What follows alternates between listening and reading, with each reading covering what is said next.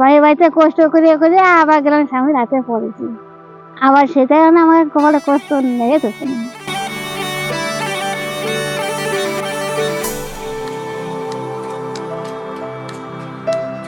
আজকে কাজ পাওয়া নেই, লেখা না রে,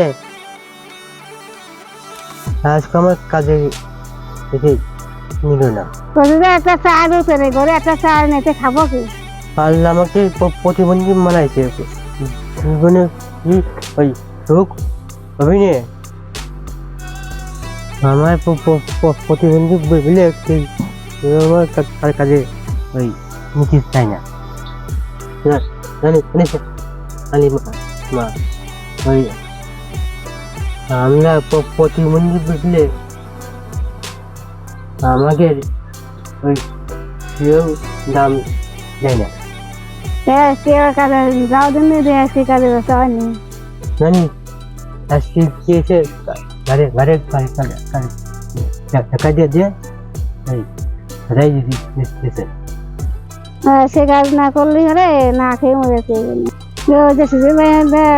দুই কাজে নেয়নি, দেখো ডিসিশন দুই কাজে নেয়নি।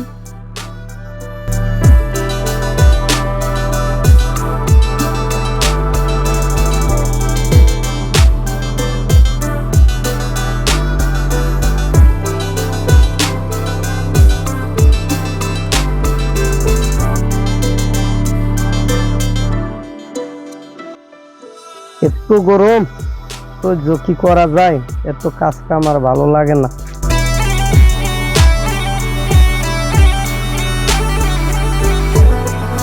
কিরে মিলন, তুই এখন কই যাস এই বর্ধমানের সময়?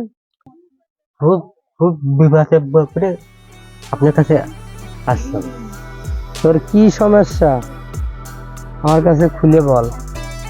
ভাই আমার একটা কাজ নেই। আরে তুই পাও ধরিস কি? বিশাল বিশাল আচ্ছা ঠিক আছে ভাই, চারিমাই কিছু নেই।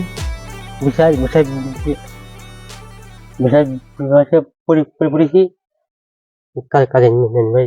ভাই মিলন, তুই আমার 15 দিন পরে আমার সাথে দেখা কর। আর তুই তো প্রতিবন্ধী, তোরে আর কি কাজ দেব? মালিকই দেখলে তো রাখবে না। তোরে ঘরে চাল নেই ডাল নেই, ঠিক আছে আমি বুঝলাম। ভাই সবাই তো প্রতিবন্ধী ভুলে ওই অবহেলা করে। ঠিক আছে, দিন পরে পরে দেখা করবো। আর কতজনের এরকম সমস্যা দেখা যাবে?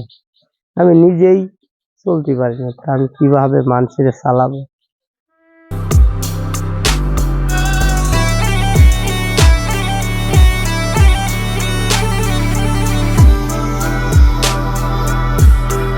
আজকে মনে কাজ হয়নি, মনে হচ্ছে এখানে আর কাজই মনে হয়নি।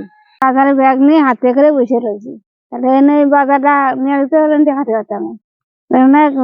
চাল ডাল কিছু জানিনি, তাহলে খাবো কেন? এখানে কোথায় আসছে না, এটার সাথে অনেক কিছু নেই, ব্যাগ হয়েছে। স্বামী বাড়ি বাড়িতে কষ্ট করে করে আবার গেলাম স্বামীর হাতে পড়েছি, আবার সেটাই আমার কপালে কষ্ট লেগে তো। হালিমা কিছু মনে করেছে আমরা প্রতিবন্ধী, আল্লাহ ব্যবস্থা করবে নেই।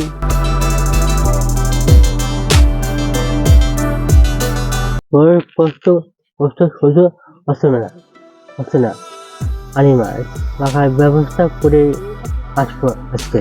প্রতিটা অঞ্চলেই প্রতিটা সমাজেই এই ধরনের কিছু মানুষ থাকে যারা কিনা সমাজের কাছে খুবই অবহেলিত। সমাজ তাকে ভালোভাবে অ্যাকসেপ্ট করতে পারে না। এরা শারীরিক ও মানসিকভাবে প্রতিবন্ধী। তাই আসুন আমরা সবাই এদেরকে ভালোবাসি, দেখবেন ওদের মনও ভালো থাকবে। সবাইকে ধন্যবাদ।